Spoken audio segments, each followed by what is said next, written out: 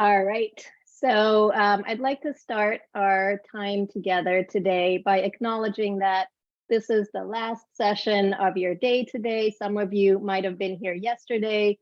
So it is completely normal if you're feeling a little bit full and maybe a little bit tired. That is completely normal.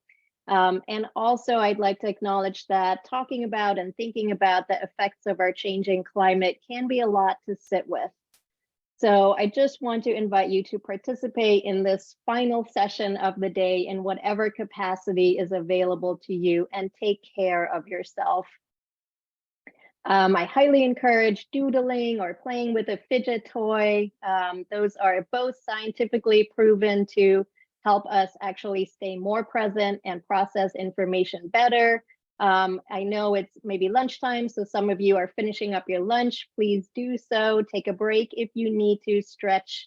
Maybe you want to drink some milk with a straw like this cute kitty is. So essentially, just take care of yourself. Do anything at all that you need. So I know Ricky introduced me already a little bit. Some of you already heard my session yesterday. Some of you are new today. So just briefly, my name is Yasmeen. My pronouns are she, her. I am the associate director at ONREP. I get to work with Leanne, which I love. My background is in the mental health field, and I used to work with K-12 schools. I still do.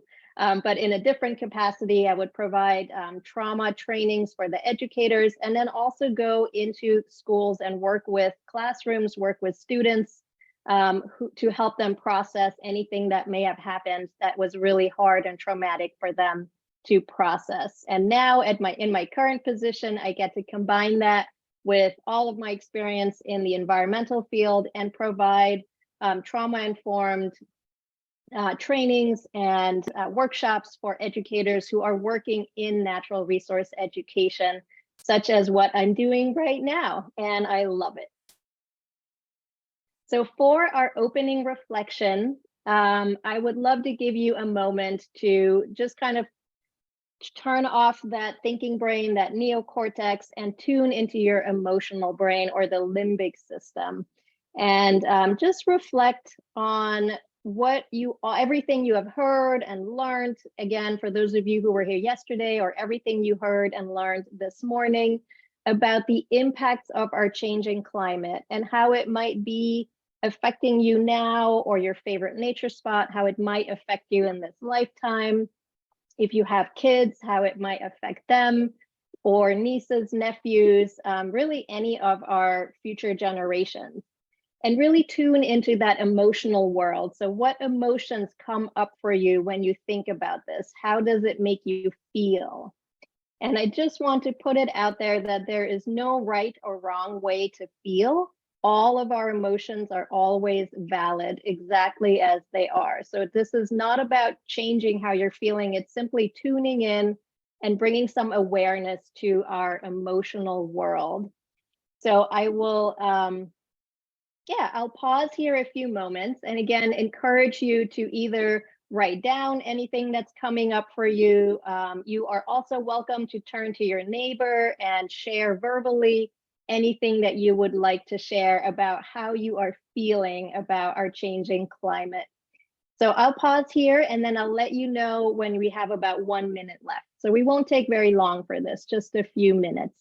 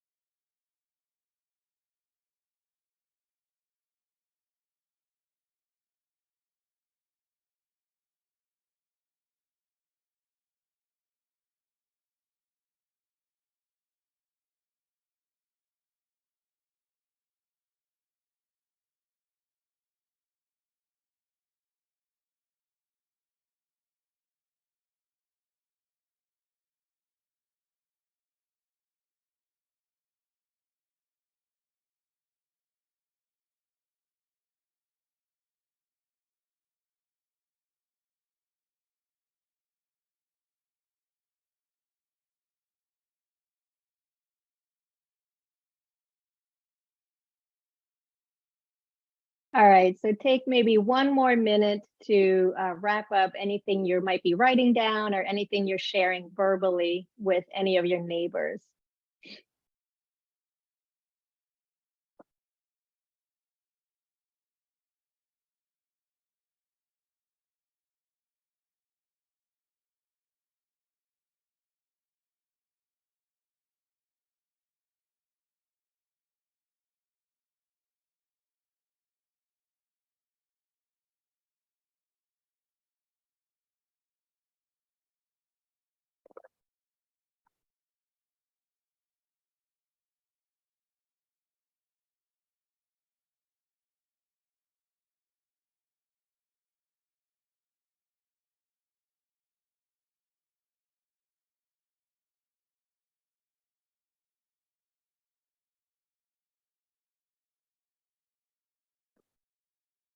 All right, so I'd like to invite you to wrap up your final sentence or your final thought. So thank you for engaging in this reflection. As you could probably tell, it's really hard, if not impossible, to separate our emotions from the science of climate education. We cannot learn about climate science without feeling something about it. The two are linked, and the same is true for your students as well. That is just part of the human condition. So this was an exercise in emotional awareness. So being able to identify how am I feeling about this, and then putting it into words, again, whether it's written words or verbally sharing it with somebody. It's a really good exercise of identifying how we're feeling. Once we know how we're feeling, then we can do something about it. So this is a tool that you are welcome to use with your students to help support their mental health as you take them on the journey of climate education, which I will be talking a lot more about today. So before we move on, I would like to give you an opportunity to regulate your nervous system in case thinking about and talking about your emotions might have felt a little bit stressful for you. And if not, it's totally fine, because doing a couple of deep, slow breaths benefits everybody, no matter where your nervous system is at. All right, so again, for those of you who were here yesterday, you already heard me talk about how important our breathing cycle is to helping us regulate our nervous system. So taking slow, deep breaths de-escalates our body's fight or flight response, and it activates the rest, digest, restore response. Which means it reduces symptoms of anxiety, stress, and panic. It essentially tells our brain we are safe, there's nothing to worry about right now. Because when we don't feel safe and we're worrying, more likely than not, we are breathing really fast and shallow. So if we consciously slow that down, we're telling our brain, no, never mind, we're okay. Everything is okay. And again, this is a great tool to use for yourself, but also to share with students. So just for a few moments, I invite you to engage in a cycle of a slow, deep inhalation and a slow exhalation. And I'm happy to guide us through it. Feel free to go at your own pace. And if this is not right for you right now, it's completely fine to sit this one out as well. All right, so let's just take a deep inhalation. Take your time. And then slowly exhale all the air out of your lungs. And let's do one more of those. Deep inhalation and slow exhalation. All right, and I encourage you to do this kind of slow, deep breathing throughout the rest of your day today, anytime you need it. It's nice too, because it's a little bit undercover. People don't really know that you're actively regulating your nervous system. Okay, so let's talk a little bit about what kind of impact climate education can have on mental health, especially our youth, as they are learning about it in school or at home. Maybe they're reading the news. There's a lot of places where they are finding out about what is going on with our climate.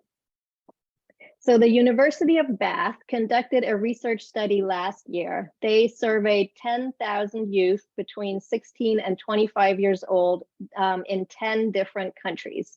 And the main research subject was, how is climate change affecting your mental health? So from this research study, an alarming 60% felt very worried or extremely worried. Again, this is about the effects of the changing climate. 45% felt that they were having all these unsettling feelings and it was negatively affecting their daily life. So the feelings they reported were sadness, anxiety, anger, powerlessness, guilt, and helplessness. 75% said that they perceived their future as being frightening. And then two quotes that really stood out from this study are, it's different for young people. For us, the destruction of the planet is personal. And I don't want to die, but I don't want to live in a world that doesn't care for children and animals. So that seems pretty significant and pretty heavy. The research participants also reported that they felt that government and adults were failing them and that they had no control over what is going on with the climate. And in another research study that was conducted by the American Psychological Association and Eco America, they found out that climate-related stress was directly linked to an increase in substance use and suicidal ideation. So that's all pretty concerning, I would say. So the rise in mental health impacts from climate stress has been so prevalent everywhere that the mental health field has come up with a whole new terms, new diagnoses to describe what is going on with youth, but also with adults. For example, climate or eco-anxiety, which is a chronic fear or apprehension of environmental doom. Climate grief, feelings of sadness, loss, and anxiety in response to experienced or anticipated climate devastation and ecological loss. Climate despair, overwhelming and paralyzing mental health condition derived from thinking about climate change and our relationship to the crisis. And then climate trauma, toxic stress and psychological trauma from living with the consequences of climate change, as well as the knowledge of those consequences. So knowing that these consequences will happen can absolutely elicit that trauma response. So let's dig a little bit deeper into climate trauma. So remember, or for those of you who were here yesterday, and for those of you who weren't, maybe you heard this before as well, but trauma responses come directly from feeling overwhelmed and having no control over our well-being. And that includes physical well-being, mental, emotional, social, and spiritual. So for climate trauma, the youth and adults reporting that they feel overwhelmed and they feel like they have no control, that absolutely could directly lead to having a trauma response. And also, if we think about it, climate change impacts really affect all of those realms. So physically, you know, we are living with the consequences of natural disasters, extreme weather, maybe if you're living on the coast, sea level rise, and so on. And then mentally and emotionally, we are experiencing pre-traumatic stress. So that's the fear of what is going to happen in the future, but also post-traumatic stress from what we already experienced, what's already going on. And then socially, having a disruption in our social connections due to those physical, emotional, and mental impacts, but also spiritually, feeling that sense of hopelessness, loss of faith, in a number of things, whether that's in our government leaders, in humanity in general, like why is humanity not doing more? Why are we not coming together to solve this crisis? Things like that. So climate trauma is considered chronic and collective trauma, meaning It's a response to an ongoing situation, an ongoing circumstance. As of right now, there is no end in sight. And also, it's happening to all of us. It's not just something that is unique to one individual. We're all experiencing this at the same time. So what can we do about this? And especially as educators, how can you support the mental health of your students as you are taking them through climate education? So I took this from the world of trauma-informed education because, again, climate trauma absolutely relates to that, even if it doesn't become a full-blown trauma stress response, but climate stress, climate grief, eco-anxiety, all of those things, using a trauma-informed approach will be very effective. So to counteract that feeling of having no control, educators could easily give students control over what is actually in their control, such as their learning experience, agency over their well-being. For example, you might invite students, like I did at the beginning, to take care of their needs, get a drink of water, go to the quiet corner, whatever it is, but you do have control over that while you're here in my classroom. And then reducing that overwhelm by maybe breaking it down into small chunks, small bits of information, and then giving students plenty of time to process that as well. So it's not just about a science lesson. It's maybe half of it is a science lesson and half of the time is tending to that emotional awareness, giving students tools to process. And I will talk a little more about that in a couple of slides. And then providing plenty of breaks and opportunities to regulate their nervous system. So self-regulation, I'll talk more about that too.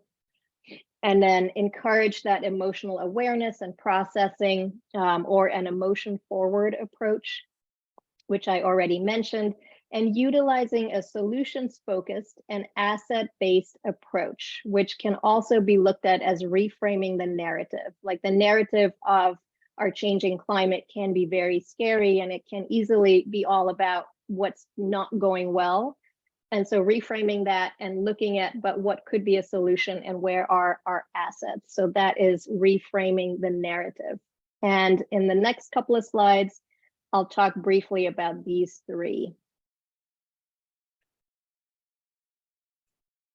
So self-regulation first. Self-regulation can be described as tools and strategies that we use to regulate our own nervous system, such as mindfulness, breathing exercises like we did briefly this morning, journaling, developing circles of support, and also very important, having that mental health support for educators as they are managing their own nervous system, and then simultaneously they are supporting their students and their students' mental health. So in any classroom, what is most important is for the educator to regulate their own nervous system before helping students. For any of you who have flown on an airplane, you may have heard the flight attendants at the very beginning letting you know that in the event of an air pressure change in the cabin, put on your own oxygen mask first before helping others. The same goes for tending to our nervous system. Tend to your own first before you help your students, because it is really hard, if not almost impossible, to support others when we're feeling really stressed and overwhelmed. So some tools for doing this, I highly recommend getting to know your own nervous system if you haven't already. Find out what works for you in a pinch, like when it's maybe your worst day and you don't have time for anything. So what works for you in that moment? And then what works as long-term maintenance, long-term self-care that you could do regularly? And when does your nervous system even get out of balance? What are your triggers? The better you know your own nervous system, the easier it'll be to bring it back into balance in those moments of stress. And then liberally practice self-regulation, even when you're not stressed. Practice anyway, so that again, it's this tool that it's like automatically you just reach for it and you know exactly what to do. And yeah, on the next slide, I will give a couple of examples of what that might look like. As an educator, the best way that you can support your students with their own self-regulation is to provide space and opportunities for them to self-regulate. So build that into your lessons, build that into their school routine, into their day. You might introduce specific self-regulation strategies and then do it together in class, and then encourage them, of course, to continue doing it even outside of school, play around with it, see what works for their nervous system. And then as best as you can, normalize self-regulation by talking about it, by building it into the classroom routine, by sharing how you self-regulate, what do you do when you feel stressed, and so on. I also always like to ask guest speakers to share what works for them. For example, if you're having a firefighter come to your classroom, you might ask the firefighter to share with the students when they're in this emergency situation or when they get stressed, what do they do to support their nervous system? It's all about modeling, right? All right, so before I share with you some of the activities that I recommend, I just want to give you all a moment to share with each other what works well for you. I often get really good ideas for my own self-regulation by hearing what others do. Sometimes it's out of the box things that I wouldn't even think of. So I just want to pause here and give you all a moment to share with each other what kind of self-regulation tools have you done in the past, maybe with your students, maybe just by yourself, what's worked, what's not worked. So I'd like to invite you in your table groups or with anybody you would like to just take a minute or so to share with each other. And I'll let you know when the minute is up.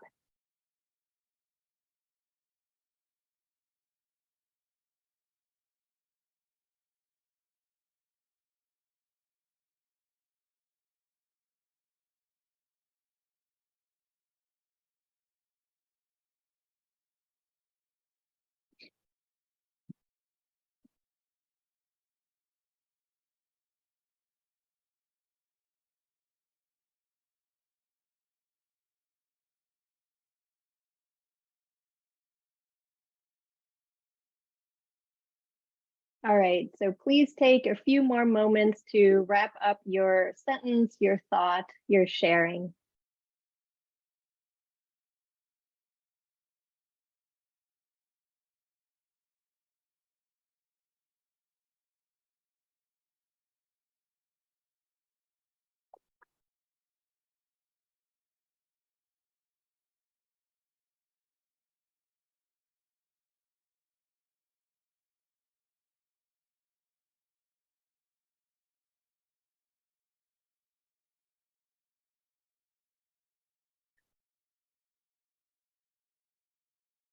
All right, let's resume. So here are a couple of things that I have done in classrooms that have worked. You know, it depends on the age group and where the students are at, of course, but here are some ideas. The first one is any kind of physical movement can be really great to physically process emotions. So if you can do any stretches, maybe set up an obstacle course, have some jump ropes, yoga, if you have enough yoga mats. I also like the safe destruction zone, especially for younger kids. That could be great as a way to like get your anger out, dancing around. Of course, anything engaging the creative brain, the limbic system helps with emotional processing. So doing art, journaling, storytelling, poetry, music, doodling, as I mentioned at the beginning. And then deep breathing, like we already did, it tells our brain that we are safe and really brings that anxiety and panic feeling down. Taking those care of basic needs. So again, providing breaks, providing snacks if you can in your classroom, having a calming corner, inviting students to really tune into their needs. And then verbal processing, our rational brain needs to process as well. So having perhaps an emotional check-in, check-out, how are you doing? A sharing circle, role playing. Sometimes it's easier to talk about your emotions when you're assuming the role of somebody else. And as I already mentioned, really focusing on strengths and assets. So instead of asking what's wrong, what feels right? So it's just that shift. And healthy coping tools. So not only are you sharing healthy coping tools with your students, but of course modeling it as well. And I already mentioned inviting guest speakers to model it and share, and then use the tools in the moment. If you are getting stressed out in that moment, use the tool right then and there. Let the students know what you're doing and why. And that brings us into the emotion-focused realm. So the climate crisis is going to bring up emotions. That's just a fact. We cannot separate the two out. That's just going to happen. So it's much more supportive to address it in the classroom right then and there as the big emotions are happening. And then not letting students just go off on their own to deal with it, which might be, they might, be more likely to tend to unhealthy coping mechanisms if they have to deal with it on their own. So one very effective strategy is, again, make space, provide opportunities, and provide the tools for students to navigate their emotions. Practicing acknowledging them with the emotional awareness, and then as you can, normalize and validate emotions. So one example might be that you might share with students.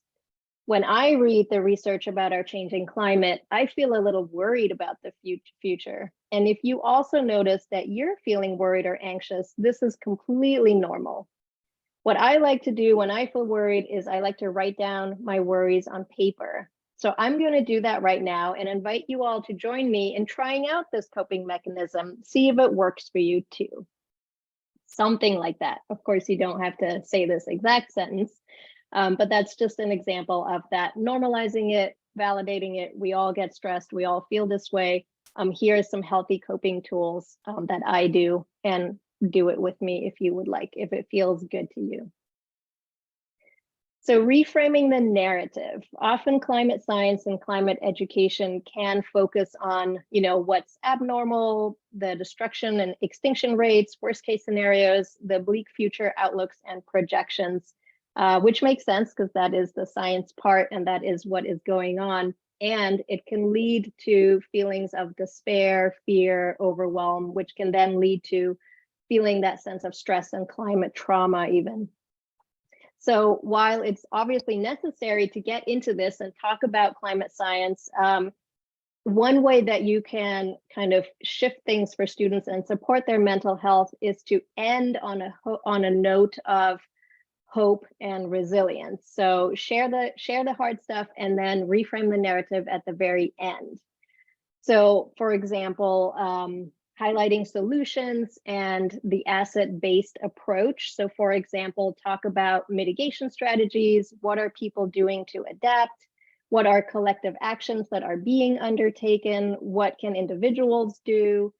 Perhaps as a class, you could even participate in a community action project or start one, share positive news stories about the climate or uplifting quotes. So this really helps students kind of regain that sense of hope and also that sense of control, especially if you're doing some kind of community action project, and that they are not completely helpless. So since this is almost the end of this session, let's put that into practice. All right, so these are some news stories that are kind of, again, just shifting the narrative of the changing climate a little bit away from the doom and gloom. So the International Energy Agency reports that renewables are likely to overtake coal as the world's biggest energy source by 2025. Australia's two largest supermarkets banned plastic bags, which resulted in a massive 80% drop nationwide. That's pretty great. Australia is a big nation. Maine, the state, is 75% carbon neutral, and that is largely due to their large forested areas. That's fantastic. The world's second largest coral reef, the Belize Barrier Reef Reserve System, has been taken off the endangered list. Yay. Brazil, Indonesia, and Congo recently signed a Rainforest Protection Pact, which, there's, as you probably know, there are large areas of rainforest in all three of those countries. So again, this is like, what are we doing about it? What globally are we doing about it? What countries are coming together to do something about it? And then, as I already mentioned, quotes can be really useful. Quotes often tap into our emotional world and address our limbic system in the brain. It makes us feel something. So if you can find quotes that make us feel hopeful and resilient, that could also be that kind of positive note to end your lesson on. So I pulled out 3 as an example. Incredible change happens in your life when you decide to take control of what you do have power over instead of craving control over what you don't. Steve Maraboli. Every person is the right person to act. Every moment is the right moment to begin. Jonathan Schell. And one of my personal favorites, Jane Goodall. I like to envision the whole world, as a jigsaw puzzle. If you look at the whole picture, it's overwhelming and terrifying. But if you work on your little part of the jigsaw and know that people all over the world are working on their little bits, that's what will give you hope. So hopefully that felt to you a little bit hopeful and like, yes, we can come together. We are doing things in the world after the potentially 2 long days that you had thinking about and talking about the changing climate, or one day if you're just joining today. So for our closing reflection, I would love to again give you another opportunity to regulate your nervous system. And again, even if you feel like, I'm fine, this is an activity that if you do this, the more often you do this, the more likely you're going to remember to do it when you are feeling really stressed. So this is all part of building your personal resilience. This is also a great activity to do with students of all ages, really. So this is called the 5 senses, or the 5, 4, 3, 2, 1 technique. You may be familiar with it already. Tuning into our 5 senses really brings us to this present moment. What am I currently hearing, currently smelling, seeing, feeling, and so on. So anxiety can be described as thinking about the past or the future, either as something that happened in the past or something we're worried about in the future. And so when we bring ourselves to this present moment right now, we often recognize that actually this moment is okay. There's nothing really awful happening in this moment right now. So that's what helps calm our nervous system. So that's what mindfulness is all about. So I'd like to invite you to join me in giving it a try if this feels good to you. And it's just a few minutes long. All right, so I invite you to get comfortable in your seat, uncross your legs and arms if they are crossed. Take a deep inhalation and slow exhalation. So now I invite you to open your eyes if you had them closed and simply notice, what are 5 things that you can see? So for this, it's best not to get the rational brain overly involved. So perhaps keep it simple and just use one word to name what you're seeing, like chair, table, floor. So what are 5 things?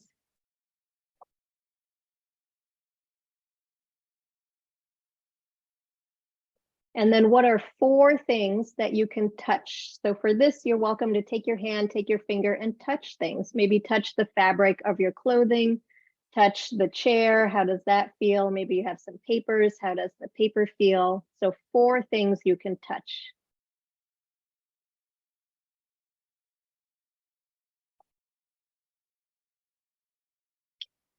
And then what are 3 things that you can hear? So I like doing this because often the room goes completely quiet and everyone is just hearing. So you might hear some rustling or something going on in the hallway outside. So three things you're hearing right now.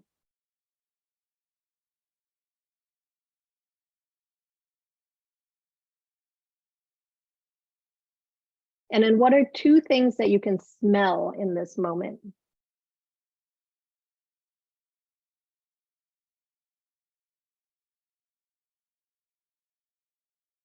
And then lastly, what is one thing that you can taste? And since you all recently had lunch, this might be easier than at other times of the day. So what is one thing that you can taste?